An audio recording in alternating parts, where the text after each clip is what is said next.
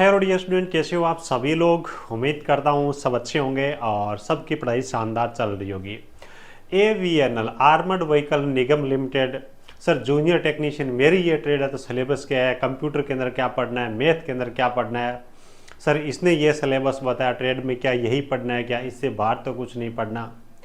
इस प्रकार के बच्चों के कमेंट मैसेज कॉल रिसीव हो रहे थे। तो प्यारे बच्चों, आज के इस वीडियो के अंदर जिन भी बच्चों ने AVNL ITI से जूनियर टेक्नीशियन का फॉर्म भर रखा है, उन बच्चों को हर सब्जेक्ट के बारे में, टेक्निकल की बात करें या फिर नॉन टेक्निकल की बात करें, कंप्लीट अपन चैप्टर वाइज बोले या फिर टॉपिक वाइज बोले, डिटेल में सिलेबस के बारे में चर्चा करने वाले। सो इस वीडियो को लास्ट तक जरूर देखिएगा। आपके यार दोस्त जो भी है जिन्होंने इसका फॉर्म भर रखा है ना, उनके साथ में शेयर जरूर करिएगा बच्चों। अभी तक जो बच्चे मुझे लिंक वगैरह भेज रहे हैं, खास तौर से देखें तो एक्चुअल के अंदर वो सिलेबस है ही नहीं, है ना। क्यों वो लोग बता रहे हैं, मुझे उसके बारे में जानकारी नहीं है, लेकिन वास्तविकता से आपको अवगत कराऊंगा और आपको क्या पढ़ना है इस एग्जाम को पास करने के लिए, उन चीज़ों के बारे में डिटेल में पास अपन बात करने वाले। जो भी बच्चे इसका फॉर्म भरे, एग्जाम देने वाले, तो वीडियो को लास्ट तक जरूर देखिएगा। तैयारी करने में आपकी काफ़ी ज़्यादा मदद करेगा और सिलेबस और चैप्टर ढूंढने में आपका जो टाइम वेस्ट होगा वो टाइम बच्चों आपका बचने वाला है, ठीक है। और बाकी जितने भी बच्चे चैनल पे पहली बार विजिट कर रहे हैं, सब्सक्राइब जरूर कर लीजिएगा, ताकि आपको सभी प्रकार की सरकारी तकनीकी भर्तियों के बारे में प्रॉपर तरीके से जानकारी मिले। और फ्री ऑफ कॉस्ट यूट्यूब पे क्लासें वगैरह भी अपन चलाते हैं, तो सब चीज़ों का आपको बेनिफिट मिलेगा, तो जरूर उठाएगा। बच्चों आपने देखा होगा इस प्रकार के अलग अलग वीडियोस में आपको जो ट्रेड यानी कि टेक्निकल के अंदर क्या पढ़ना है, उन चीज़ों के बारे में आपको जानकारी दी जाती है। लेकिन एक्चुअल के अंदर जो चीज़ें हो रही है ना, भी ट्रेड के अंदर आपको ये पढ़ना है, ये वास्तव के अंदर चीज़ है ही नहीं। ट्रेड में आपको ये चीज़ें नहीं पूछी जाएगी। आपके ट्रेड का सिलेबस ये नहीं है जो इन्होंने AVNL ने ऑफिशियल वेबसाइट पे जारी किया ना, ये वाला सिलेबस नहीं है।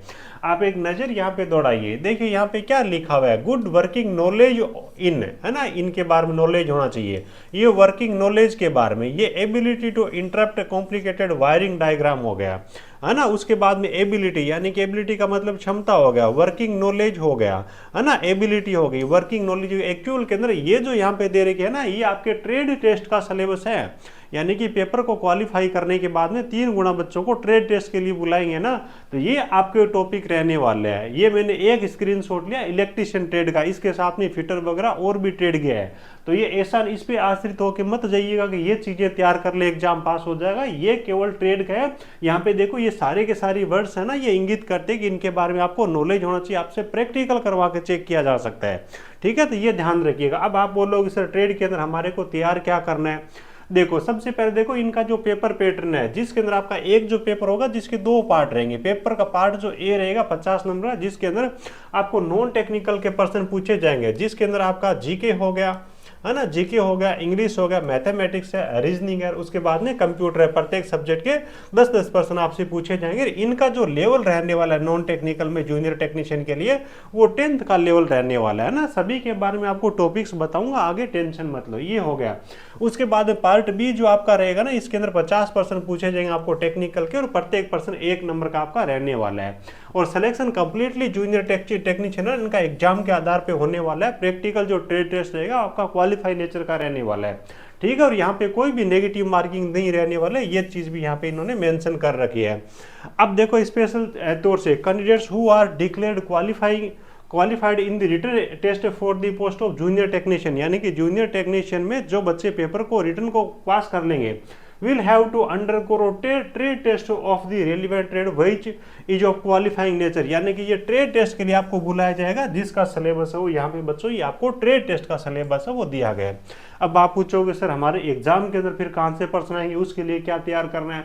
देखो ये आपका नॉन टेक्निकल वाला पार्ट हो गया, है ना, इनके बारे में 10th का स्टैंडर्ड है। आगे अपन टॉपिक्स के बारे में बात कर लेंगे। अब देखो पार्ट बी के अंदर फॉर जूनियर टेक्नीशियन है, इसमें देखो कहाँ से प्रश्न पूछे जाएंगे। Subject paper questions from NCVT syllabus of relevant trade है, यानी कि NCVT आपका ITI का जो सिलेबस है ना, वहां से प्रश्न पूछे जाएंगे। पेपर के लिए स्पेशल कोई चैप्टर नहीं बता रखे इन्होंने, यानी कि NCVT ITI का सिलेबस है, उसी में से आपसे प्रश्न पूछे जाएंगे।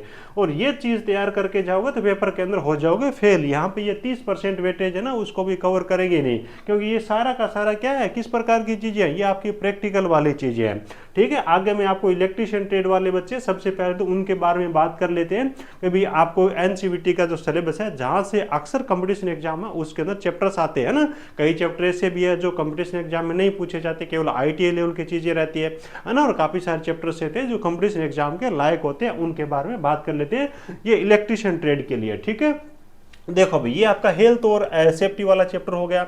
उसके बाद में इलेक्ट्रिशियन टूल्स होंगे, बेसिक इलेक्ट्रिसिटी है, उसके बाद में स्थिर वैद्युतीय है, स्टैटिक इलेक्ट्रिसिटी, डीसी थ्योरी हो जाएगी, वर्क पावर एनर्जी है, डिफरेंट यूनिट है ना, और विद्युत बल्ब हो गया, यानी कि उसके बाद में कैपेसिटर हो गया, उसके बाद में मैग्नेट एंड मैग्नेटिक सर्किट होगा, इलेक्ट्रोमैग्नेटिक इंडक्शन हो गया, सेल एंड बैटरी है, AC थ्योरी होगा, इलेक्ट्रिकल वायरिंग हो गया, अर्थिंग हो गई, केबल एंड वायर जॉइंट्स होंगे, इलेक्ट्रिकल अप्लायंसेज हो गया, पॉलीफोन सिस्टम हो गया, मेजरिंग इंस्ट्रूमेंट हो गए, AC/DC वाइंडिंग हो गई, ठीक है। उसके बाद में और आ जाओ, इल्यूमिनेशन हो गया, DC मशीन हो गई, DC जनरेटर है, DC मोटर है, अल्टरनेटर है, तुल्यकालिक मोटर है ना, ट्रांसफार्मर है, सिंगल फेज सिंक्रोनस मोटर है, single phase induction motor, 3 phase induction motor है। उसके बाद आपका पावर सिस्टम है जिसके अंदर जनरेशन है, ट्रांसमिशन है, डिस्ट्रीब्यूशन है, विभिन्न प्रकार के टेरिफ है, रिले एंड सर्किट ब्रेकर है, बेसिक इलेक्ट्रॉनिक्स है, रेक्टिफायर, फिल्टर सर्किट है, ट्रांजिस्टर है, एम्पलीफायर है, पावर इलेक्ट्रॉनिक्स है, डिजिटल इलेक्ट्रॉनिक्स है और CRO है। अब आप बोलोगे सर ये तो बहुत लंबा चौड़ा है, तो पर्सन एनसीईआरटी जहां पे आपको ये दे देना कि रेलिवेंट ट्रेड से पर्सन पूछे जाएंगे, तो उसके अंदर पर्सन है वो किसी भी चैप्टर से पूछा जा सकता है। बस अनुमान अपन ये लगा सकते हैं कि अलग अलग जो एग्जाम्स है उसके अंदर उस ट्रेड से किस किस चैप्टर से पर्सन आते हैं। तो बस वही है, इसके अंदर शॉर्ट ट्रिक, या फिर कोई ऐसा नहीं कि 5 चैप्टर बता दो, 10 चैप्टर बता दो, ये वो चैप्टर है जिसके अंदर अलग अलग कंपटीशन एग्जाम के अंदर बच्चों पर्सन पूछे जाते हैं।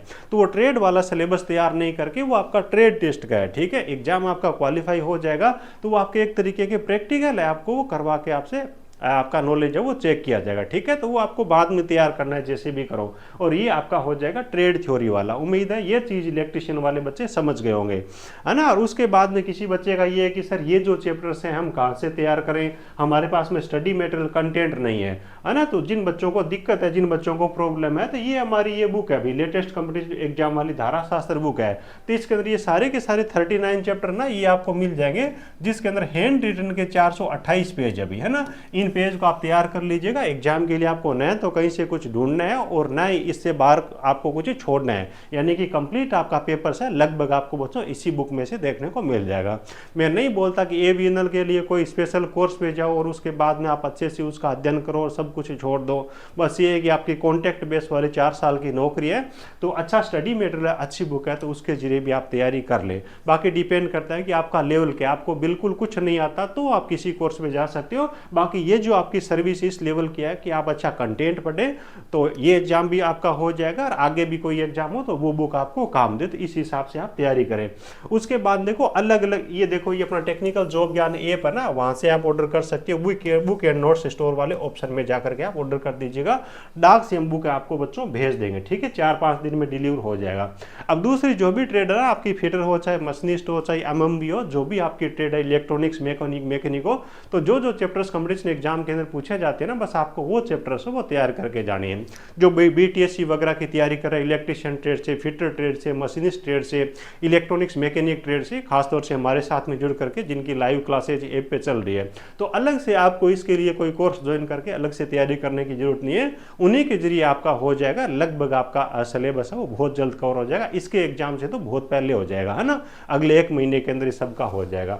चलिए आ जाइए, उसके बाद हम देखो अपन बात करें रीजनिंग में कौन कौन से चैप्टर तैयार करने हैं। तो बहुत ज़्यादा आपको डिफिकल्ट चैप्टर पे नहीं जाना है, इन्होंने दे रखा है 10th लेवल का सब कुछ आपका मैटर रहने वाला है, जिसके अंदर आपका दिशा ज्ञान हो गया, कोडिंग डिकोडिंग हो गया, ब्लड रिलेशन हो गया, क्लॉक एंड कैलेंडर हो गया, है ना, वेन डायग्राम हो जाएंगे, मैथमेटिकल ऑपरेशंस है, इनइक्विटी है, सीरीज है, सीक्वेंस रैंकिंग हो गया, पेपर फोल्डिंग और कटिंग हो गया, मिरर और वाटर इमेज हो गया, और सिमिलरिटी, है ना। ये आपको सारे चैप्टर्स है, इनको लगभग इतने चैप्टर हो गए, 9 और 3 12, है ना।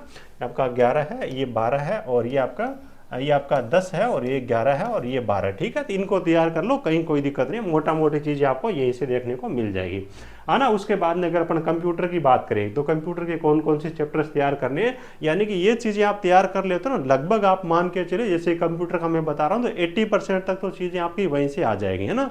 वो बात है। देखो कंप्यूटर का परिचय हो गया, उसके बाद हार्डवेयर होंगे, सॉफ्टवेयर हो गया, ऑपरेटिंग सिस्टम हो गया, MS ऑफिस हो गया, है ना, इंटरनेट और ईमेल हो गया, फाइल मैनेजमेंट सिस्टम हो गया, कंप्यूटर सिक्योरिटी हो गई, टाइपिंग और आपकी जो शॉर्टकट कीज है वहाँ से पर्सन अक्सर अलग अलग एग्जाम्स के अंदर पूछे जाते रहे, कंप्यूटर नेटवर्क टोपोलॉजी है वहाँ से पर्सन पूछे जाते रहे, तो इन चीज़ों को आप तैयार कर लीजिएगा, ठीक है। इनसे ज़्यादा आपको बाहर कुछ पढ़ने की जरूरत नहीं है, आपका पेपर का लेवल है वही रहने वाला है, उसी टाइप की वैकेंसी है, ठीक है। तो मोर देन सफिशिएंट है, आपको टेंशन लेने की जरूरत नहीं है।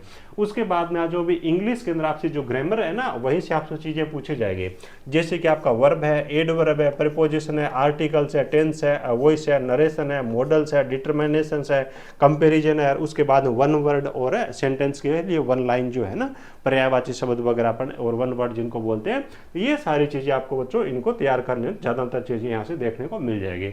उसके बाद मैथमेटिक्स है तो अर्थमेटिक पे आपको जाना है ना, एडवांस मैथ पे आपको जाने की जरूरत नहीं है, जहाँ तक मेरा एक्सपीरियंस रहा है, जिसके अंदर आपका नंबर सिस्टम हो जाएगा, सिंप्लीफिकेशन हो जाएगा, एवरेज हो जाएगा, परसेंटेज हो जाएगा, प्रॉफिट एंड लॉस हो जाएगा, रेशियो एंड प्रोपोर्शन हो जाएगा, मिक्सचर एंड एलिगेशन है, टाइम एंड वर्क है, टाइम स्पीड एंड डिस्टेंस है, सिंपल इंटरेस्ट हो गया, कंपाउंड इंटरेस्ट हो गया, मेंसुरेशन हो जाएगा, जिसके अंदर 2D और 3D है, ठीक है। तो लगभग आपके 13 के आसपास में यहाँ पे चैप्टर भी, कोई बच्चा जरूरी नहीं कि सारे के सारे 13 करके जाऊँ तभी मेरे को एग्जाम देने के लिए जाना है ना। जितने आप तैयार कर सको, अगर आप 7-8 भी तैयार कर रहे हो ना, इसका मतलब ये है कि आप अच्छा खासा कर रहे हो। देखो नॉन टेक्निकल के अंदर सिलेबस ज़्यादा है, 5 सब्जेक्ट हो गए, है ना, तो केवल 50 आपका नंबर का वेटेज है, जबकि टेक्निकल के अंदर आपका एक ही केवल ट्रेड का 50 नंबर का वेटेज है। तो ज़्यादा जो आपको ध्यान देना, आपकी जो भी ट्रेड है ना, उसके टेक्निकल पे आपको ज़्यादा फोकस करना है ना, इसका 50 नंबर है। उसके बाद में जितना जितना आप कर सको भी, जो बहुत ज़्यादा टफ चीज़ लग रही है ना, जैसे कि इंग्लिश है,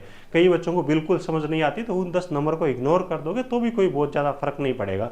जो चीज़ें आपको नॉन टेक्निकल के अंदर आप कर सकते हो और कम टाइम में कर सकते हो, उन चीज़ों पर आपको ज़्यादा ध्यान देना है और ट्रेड पे आपको विशेष तौर से फोकस करना है, क्योंकि इनमें नंबर भी आप थोड़ा इजीली बना पाओगे, सिलेबस भी बहुत ज़्यादा लेंथी नहीं रहेगा जितना उन 5 का है, और आगे भी ये चीज़ आपके लिए फायदेमंद रहेगी, काम देने वाले, ठीक है।